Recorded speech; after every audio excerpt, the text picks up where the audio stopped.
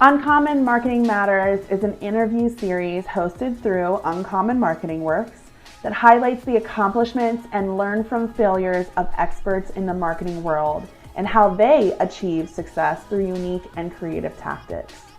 Many marketers face that myth that anyone can do marketing, and I'm putting heavy quotes around anyone can do marketing. However, results-driven marketing is more complex than some may think. Uncommon Marketing Matters highlights these complexities and gives an inside look into what it takes to be an effective, successful, and innovative marketer. Hello, I'm Amber DeFabio, the Growth Marketing Manager here at Uncommon Marketing Works. Let's dive into Uncommon Marketing Matters. Hey everyone, it's Amber DeFabio, the Growth Marketing Manager here at Uncommon Marketing Works, and we're back with another episode of Uncommon Marketing Matters. Today, we are here with Christie McLeod, the Communications and Marketing Manager for ShipFusion. Christie, thank you so much for joining me today. Thanks for having me, Amber. I'm super excited. Yeah, we're excited to get started and to hear about your experiences, especially for up and coming marketers and mid-level marketers, giving them advice about how they're handling the marketing industry and growing themselves. But first and foremost, tell us a little bit about ShipFusion and what your role in that company entails. I think that would be really great to start out and give our listeners some insight. Yeah, absolutely. So ShipFusion is an e-commerce fulfillment solution. There are two parts to the company, which kind of makes us a bit unique. Is we are a logistics company where we make our own and create our own software and have code towards inventory management, which is part of our app and our system. And then we also own and operate different fulfillment centers in North America. So we have our flagship location, which is in Chicago. We have a location in LA and one in Toronto, and we are opening one in the spring of 2022 in Las Vegas. Nice. Yeah. So I'm sure, having all of those opening, there's definitely a lot to be done on the communications and marketing side. Absolutely. It's great because it gives a lot of material for us to work with here. So whenever you open a new facility, we have to come up with a marketing plan and a communications plan to cover the different areas. So, letting our clients know that there's new location service available to them, to letting, doing press releases and PR, to let, potential new clients that we're expanding our service offerings. And then, then there's stuff within the company and employee stuff. So it's a pretty broad spectrum, but opening a new location is really fantastic in terms of marketing. And it's also a great sales tool. Right.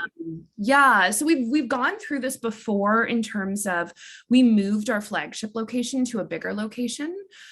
So we have done this whole experience before in terms of rolling out, some PR releases and some initiatives and doing it all before. So although it was in the same city, it was kind of a start to that. So it's exciting that we have this coming in Las Vegas because it's a totally new service offering in city to ShipFusion. Right. So you're like running the whole gamut of marketing for it, which is, any integrated marketing approach, I think gives everybody, a fuller understanding of marketing, and you can kind of see the overall marketing strategy and picture with that too. So that's always the approach that we try to take as well at Uncommon Marketing Works is, that overall broader scope so that you're able to best create your marketing strategy and see what the long-term goals are there. So wanted to ask, being the communications and marketing manager at ShipFusion, how did you get started in marketing? Is this something that you got your degree in college? Did you find that you kind of just fell into it? Give us a little bit of the backstory there. Yeah, thanks so much, Amber. It is a bit of a unique story in terms of I didn't take the classic route. I didn't come from a marketing program out of university. My degree was in communications, and I actually went and worked in the news industry fresh out of university for 5 years. So I got a lot of experience on kind of the back end end of the communications part. So a lot of writing news copy and updating stuff on the websites, but it was a different angle because in news, what you're selling, your product is news stories. So it was a different way. So yeah, and I did everything in the news from anchoring to producing to doing website copy and content. And so it was a great gig that I did for 5 years, and then shifted to corporate communications. And this opportunity came up at ShipFusion, and I was chatting with the CEO and Aaron, who is our director of operations, internal operations, and just kind of thought that it would be a really good fit in terms of my experience and what I could bring to the table and what they were looking for. Coming from more of it's definitely not a startup. ShipFusion, we've been around for almost 8 years, but it has a bit of a startup feel. So, kind of boots on the ground. The thing that was really great about coming into ShipFusion was that the person that had done the previous marketing and communications, it was all kind of outsourced contract work. So they didn't have someone in-house doing the work. So there was a lot of opportunity for me to come on to, create some of my own initiatives and processes. And that was really exciting for someone who was new to, the tech industry and working, in corporate communications, not necessarily in a more news-based media. So yeah, it was a really great opportunity with a really great team, and I saw a lot of support coming on. So I think the advice there is that I think the more and more you talk to people who work in marketing and communications, is that I would say it's more rare to have you get your marketing degree or your marketing diploma and then you come into the job. I think that there's a lot of different back windows that people come into this sort of a field. And that's definitely my story. Yeah, I couldn't agree with you more. I think that's a big thing as well, is that if you're in marketing, a lot of people think, oh, I can't work for a marketing agency or in a marketing department because I don't have a marketing degree. But I relate a lot to what you just said, because my degree is actually in English and professional writing. It had nothing to do with marketing. I didn't take a single marketing class when I was actually in college.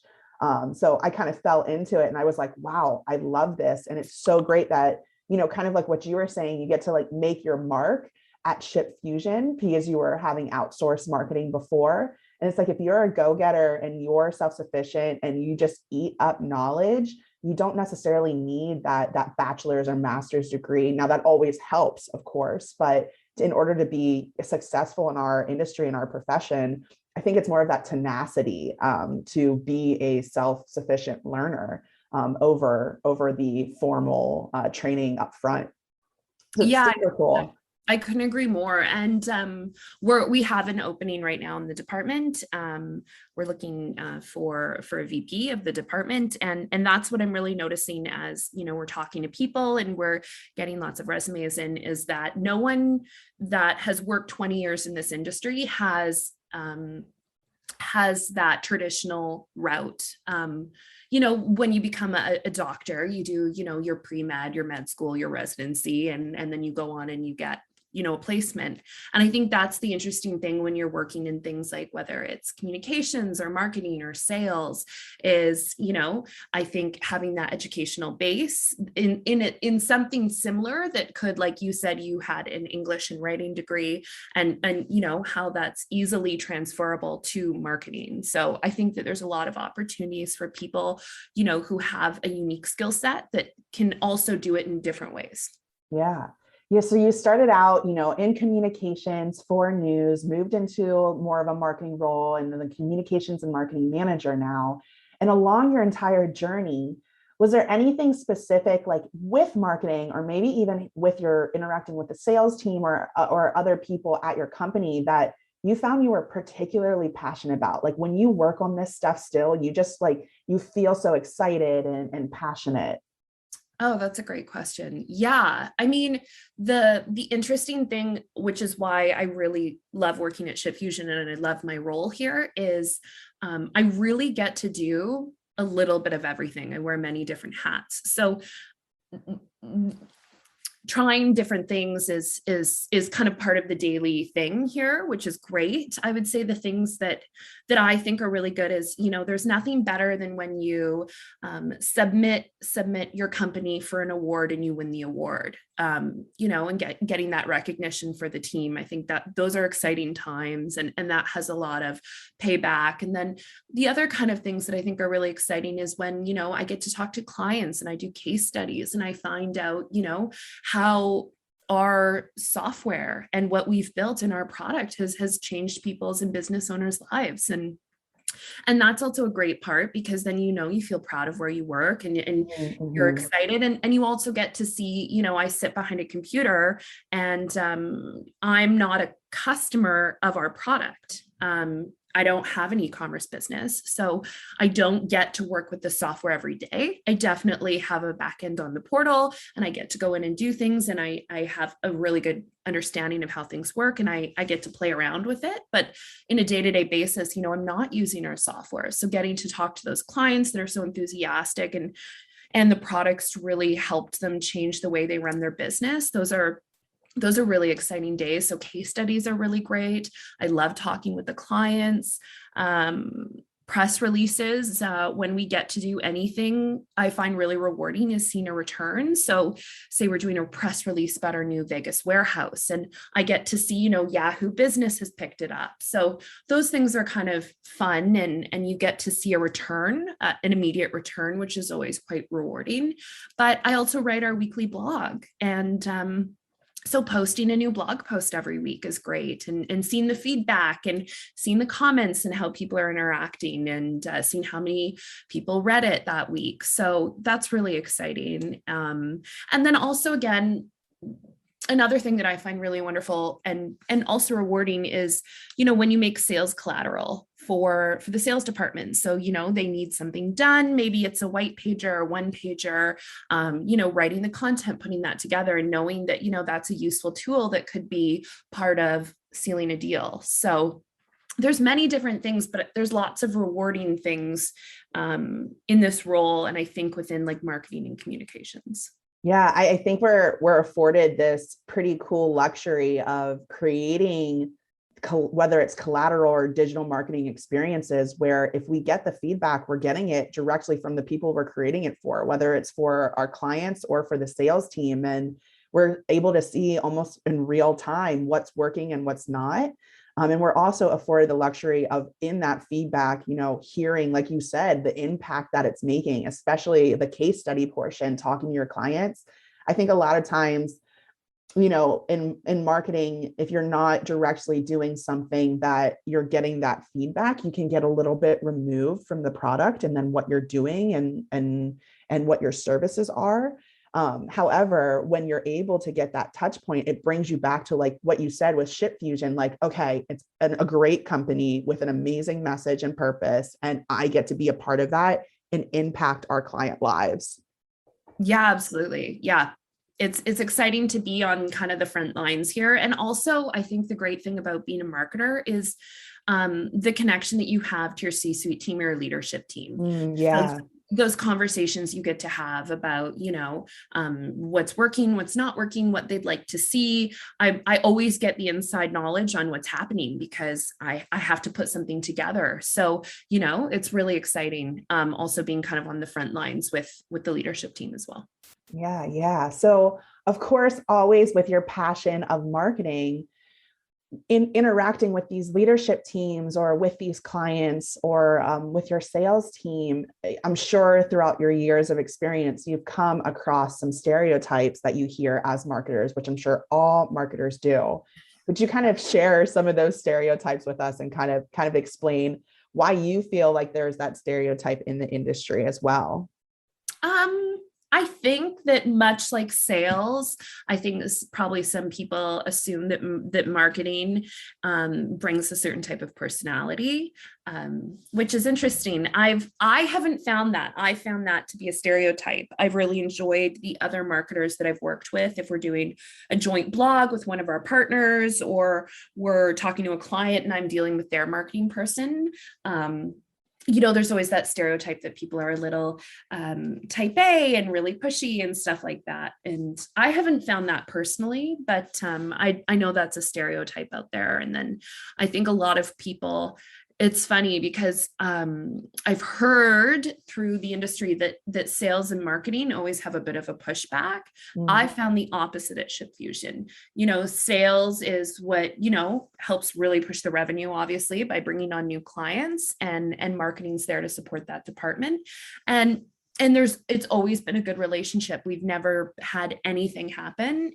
So yeah, I think that's probably the biggest misconception, is that normally sales and marketing are always headbutting, and I've never had that. I love our sales team. I think they're a fantastic group of guys, and yeah, they're always very clear about what they need, and very grateful about, if they need a white pager or a slideshow done, very clear on what they want, and that's great. Yeah, so I think that's probably the biggest misconception, is that it takes a certain person type to be in marketing, and also a bit of a tension between marketing and sales. Yeah, I think, if ShipFusion is, your marketing and sales team are integrated properly, that's the way it should be, right? When you're talking about the entire marketing and sales funnel, one cannot exist without the other. I always like to give the analogy that, marketing's creating the tools so that sales can build the house, right? You can't, if you have the tools, but you have no one to build it, there's not a really big purpose of having those tools in the first place. And if you're trying to build the house, but you don't have ways to go about it, and you don't have the right marketing techniques, it's never going to be successful. So it's great to hear, honestly, that you haven't run into that, and that is kind of just a stereotype and not a reality for you, because that's really how the integrated approach to both the sales and marketing team is supposed to exist. So it's refreshing to hear that you haven't found that in your entire career when it comes to marketing. Yeah, thanks. I think it's also a testament to the company that I work for, and the people and the culture that we have as well, because I do know it's probably not like that at every company, so I feel very grateful. Yeah. So, and along with this, not running into or having these stereotypes, but not necessarily running into them as problems, what have you found, whether that's personal or professional, are some of the biggest marketing challenges you've faced in the industry or throughout your growth? That's a good question. What's coming to top of mind right now is, I think everyone in different departments of the company are very passionate about what we do. And I think that when it comes to, the developers, you want to make sure that you get all the information, and everyone has a different idea, I guess, kind of the tone of the message. So I think that's kind of the thing is, my boss says, you're never going to please everyone. So, and it's true. You can have a great campaign, and maybe someone, who worked on the development of the software didn't think that the message came across enough about the technical aspect of the software, but you also want to make sure that you're appealing to, people who don't have technical knowledge. So I think pleasing everyone is something that I've come across with. And then also, some things you think are going to hit and just work, just fall flat. And things that you think are just, you're just kind of, adding to your content, making sure that you're posting and stuff is your biggest hit. For an example is, I'll write a blog that it will have a great explanation of technical works of the software and warehouse and operating system management. And the biggest blogs that get the most hits sometimes are, we've hired a new sales associate, like, let's talk about him. So what I've realized is that people and faces and personalities are always what works, is what I've noticed. So to make content pieces and initiatives come out to have a personality feel. So right. I think that was one of the things, is that you can't anticipate sometimes, like, coming from a place where previously, we were outsourcing through contract work, the marketing, there wasn't a lot of processes put together. So putting together a new process or initiative that's never happened, and you think it's going to be so great, and it doesn't get much response. like Right. reviews, trying to get reviews for your product, whether it's a Google review or a Capterra review or Trustpilot, it's actually really hard to get people to leave reviews for a product. So kind of realizing, how to make that work and coming up with new ways to incentivize people to do that. So I think that's what's been the most interesting is kind of the trial and error of what works and what doesn't. And some of your press releases get picked up and you're on Yahoo Business or Google Business and you'll put out another press release that you don't think is maybe as exciting, and people will pick it up, and the ones that you think are really important don't get picked up so much. So I guess there's a bit of, you have to kind of try things and see what works. Right. Yeah. And I think that's like another wonderful aspect of our jobs as marketers is we get to kind of do that testing of different messaging and images and approaches and see what works for our brands. And like you said, I've experienced it as well. You are totally right, Christy, where you put all your heart and soul in something and you're like, I know this is going to be an amazing success. There's no way this can fail. And then you put it out and no one picks it up. No one engages with it. The messaging just doesn't resonate and doesn't hit. And you're like, now what the heck? How did that happen? But then I had this thing that it's like not that interesting to me, or it's something that's, you're like, there's no way this is going to work. And everyone goes crazy over it. Absolutely. Yeah, it's interesting. It's and I think that also things are really changing too on that note is I think, as we look at, what is life now that we're 2 years into the pandemic and e-commerce is changing and it has had a massive shift and, things will never maybe go back to normal. And what's that look like? So I think also what works and what doesn't work is also changing again, just within these 2 years. Yeah. We're definitely, as marketers, I think it's one of the skills that if I were hiring for like a position right now for a marketing agency, it would be adaptability. Those who are comfortable with change, especially like you said, with the pandemic, if you're the type of person that you're like, I want to do it this way, this is the way that we've always done it, and I'm just going to continue that way, it's extremely hard to be successful in any marketing company, any marketing agency, whether that's internal or an external department. So you're right. I never even thought about that before, like the difference in marketing tactics that have had to occur because of the pandemic itself. Yeah, absolutely. And on that note, what also has changed for us in marketing at ShipFusion and communications is also the reliance on having in-house work. Previously it was kind of, well, let's find someone to hire on to bring onto the team to do that. And now it's really like people can work, everyone's working from home and you can work from home kind of anywhere. So, outsourcing some of our staff, we have a woman that does our graphics and she lives in New Zealand. And she helps us make our graphics. So it's also realizing, how can we leverage this to our advantage and, necessarily not getting the closest person for proximity, but, who does the best work and what works with you. So I think that's been really exciting, is being able to have that approval from the leadership team to like bring on some different contract people in different locations. And then you get a little bit of everything, a bit of variety, right? Which is also really fun to play around with. I think that's definitely, the remote work and the variety of the employees interacting with your marketing department or being hired for your internal marketing department is you also get these different experiences, the diverse experiences of their backgrounds and the ideas, the brilliant, amazing ideas they can bring to the table. One of my favorite things is, like the marketing, oh my gosh, like the brainstorms, and kind of, it's like, okay, everyone just throw out these crazy ideas. Doesn't matter if they'll work or they won't, let's just hear it. And the way all this crazy, chaotic thought process can turn into something that's actually pretty cool and pretty efficient.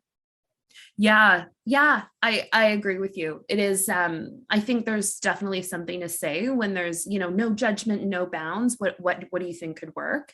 There's always great stuff that comes up. I was talking with someone and we were talking about, marketing ideas. And he said to me, he said, "What's your favorite campaign?" Then I thought he was asking what is my favorite campaign that I've done for ShipFusion. So I was like naming all the different campaigns. And he's like, "No, in general, ever. What's your favorite ad?" And I was like, oh, so, I was thinking about, like Michael Jordan selling Nikes, Mm. and it got my juices flowing and creativity. And sometimes you don't make those connections. I work for a technology company and we do software and it's really great. And it's, it's where the industry is moving, but I don't know if I would necessarily make the connection of an ad I saw from Nike in the 90s to what I'm doing now. And it was just such a different way to look at things. Yeah. Yeah. And I think that kind of that cross marketing approach between B2C and B2B, a lot of people think that the marketing approaches are so different that you can't really take B2C properties and place them on B2B marketing efforts.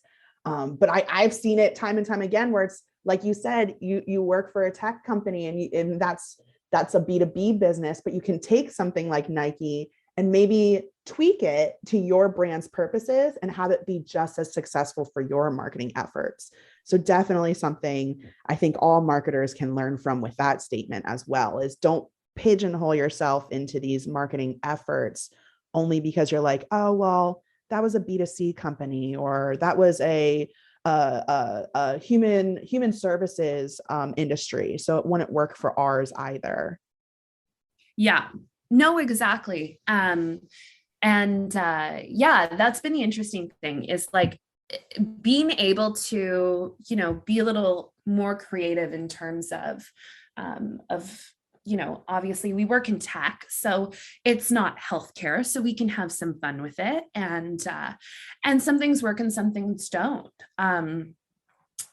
So it's interesting. We have a newsletter, and sometimes I try and make it, more personality, or let's add a little bit of flavor into it. And sometimes it's good, and sometimes it's a little too informal. So it has to be taken back a bit. But that's the whole fun, right? Is that this is a job where we get to play around and try things and see what works. Yeah. So that really leads well into the next question. We get to play around and try things and see if they work. But what's one piece of advice you would give to those who are growing in their marketing careers? Maybe it's someone who's choosing a marketing degree, someone who just graduated, joining the industry, or maybe even mid-level who are trying to grow in general when it comes to marketing, whether it's at their current company or moving on to their next career choice. What is a piece of advice that you can kind of part on to them?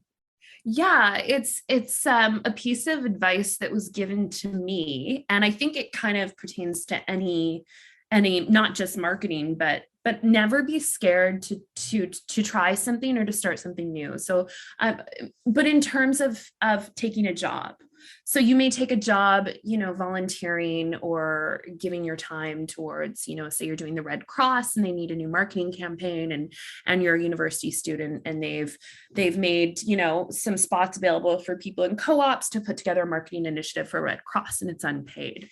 Anything you do, you can put on your resume. So that would be kind of my strongest thing, is take those advantages of opportunity and education that's been given at my company. They offer, separate education. If there's any courses or classes I want to take, they definitely support that and help cover it. So just making sure that you're taking advantage of all the tools at your back. And, a lot of times I think it takes place on your own time. So, even going to like trade shows and walking around and see how other people are marketing their brands and what that looks like. And, not all learning is done, at at the office and behind your desk. It's I think just, sometimes you're walking around with a coffee on the weekend and you've seen how other people are branding, or, going to the mall and see what's working, or you're watching TV and some commercials come on and seeing how those are framed. I think that's kind of the best advice I got is, never say no when you have an opportunity, and whether that's paid or unpaid. I think that some of my greatest opportunities that came, when I got my start in the news industry, I applied for a job and it was already filled. And the news director emailed me back and said, "Oh, I got your resume. I'm so sorry, but the position's been filled." And I sent a really, heartfelt, "I'm eager to learn. Like, I'd love to come to the station on a Friday afternoon and just job shadow you and see what goes on." And that ended up leading to a full-time job offer where I worked for 5 years. So I think it's those little things you do that make the big difference. Right. Yeah. I couldn't have said it better myself. That's great advice, is, soaking up all the knowledge around you and taking advantage of every opportunity that comes your way. I don't really know what would lend better, right? Like we just said earlier, like you need to be, in order to be successful, you don't need that formal background. You just need to be a go-getter and self-sufficient. And it seems like that's exactly what you did. So no wonder that you were successful in getting to where you are right now. Yeah, I definitely think, as you know, as marketing, I think marketing and sales take a certain kind of person. So yeah, I think it's just important to just be open to everything and have those coffees with your mom's friend who knows someone, because you just never know where it's going to lead, right? Yeah. Brilliant advice. Perfect. All right. Well, thank you so much, everyone, for listening to this episode of Uncommon Marketing Matters with Christie. We were so excited to have her, and we hope that her words of wisdom and her sharing her experiences with you will help you in your marketing journey and your marketing careers. Until next time, this is Amber DeFabio, the Growth Marketing Manager for Uncommon Marketing Works, and we'll talk to you guys soon. Thanks, Christie. Thanks.